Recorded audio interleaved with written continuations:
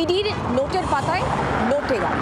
কেন বলছি এই কথা? কারণ সামান্য 10 টাকা 20 টাকা থেকে 1 লক্ষ 1 কোটি নয়, হাজার হাজার কোটি টাকা ইধার থেকে উধার হয়েছে। এমনই তথ্য এই মুহূর্তে এনফোর্সমেন্ট ডিরেক্টরেটের হাতে। লালার কথা মনে রয়েছে, কয়লা দুর্নীতির কিংপিং, তার কাছ থেকে লালা প্যাড উদ্ধার হয়েছে, এমনই তথ্য অন্ততপক্ষে ইডি জানাচ্ছে। আসুন জি24 ঘন্টার মেগা এক্সক্লুসিভ খবর এবার দেখায়। এনফোর্সমেন্ট ডিরেক্টরেটের তদন্তে পেঁয়াজের খোসার মতো একের পর এক তথ্য পর্দা ফাঁস করল জি24 ঘন্টা।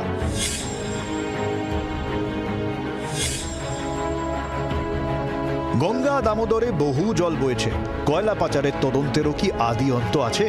সম্প্রতি ইডির বড় অ্যাকশনে 100 কোটি টাকার বেশি সম্পত্তি বাজেয়াপ্ত হয়েছে। ইডি সূত্রের দাবি, কয়লা পাচার চক্রের নেপথ্যের নাম একজনেরই, অনুপ মাঝি ওরফে লালার সিন্ডিকেট। অবৈধভাবে কয়লা তুলে রাজ্যের বিভিন্ন জায়গায় পাচার করা হয়। শুধু তাই নয়, ইডির বিস্ফোরক অভিযোগ, স্থানীয় প্রশাসনের মদতেই কয়লা পাচার। একাধিক ব্যবসায়ী, একাধিক কয়লা মাফিয়া থেকে শুরু করে বিভিন্ন ব্যক্তি এবং সংস্থার নামে যে স্থাবর এবং অস্থাবর সম্পত্তি ছিল তা কিন্তু বাজেয়াপ্ত করা হয়। সব মিলিয়ে এই পুরনো কয়লা পাচার মামলায় এখনো পর্যন্ত 322 কোটি টাকার সম্পত্তি অ্যাটাচমেন্ট করা হলো।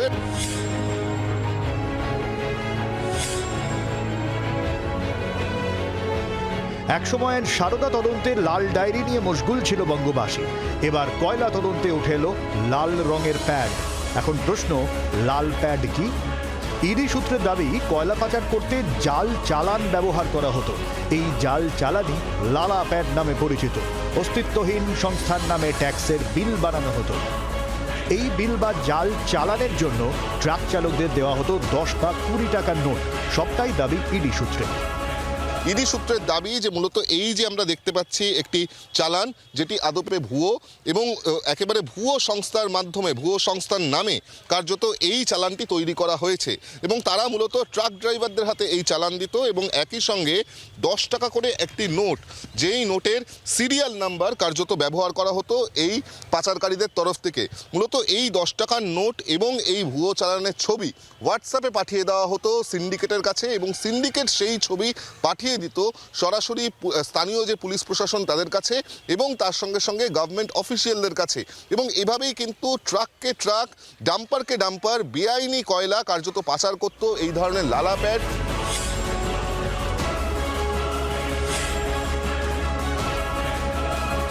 দুনিয়ার বড় বড় দুর্নীতির অঙ্কের আড়ে বহরে চোখ কপালে তুলেছে আমজনতা। টেক্কা দিয়ে এবার নাম লেখালো কয়লা কেলেঙ্কারিও।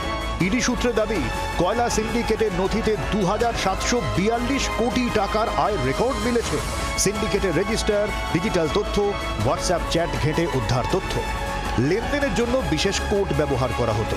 10 টাকার নোটের সিরিয়াল নম্বরই ছিল এই কোড। হাওয়ালার মাধ্যমে অন্য শহরে বসে থাকা ব্যক্তির কাছে এই নম্বর পাঠানো হতো। সেই ব্যক্তির নোটের নম্বর দেখিয়ে নিজের পরিচয়ের প্রমাণ দিত, কোনো রেকর্ড ছাড়াই। এভাবে বিপুল নগদ পাচার।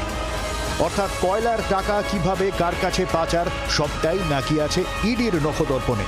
অথচ কয়লা পাচারের কিংপিন লালা এখন জামিনে। বলতেই হয়, কতই রঙ্গ দেখি দুনিয়ায়। বিক্রম দাসের রিপোর্ট, জি24 ঘন্টা।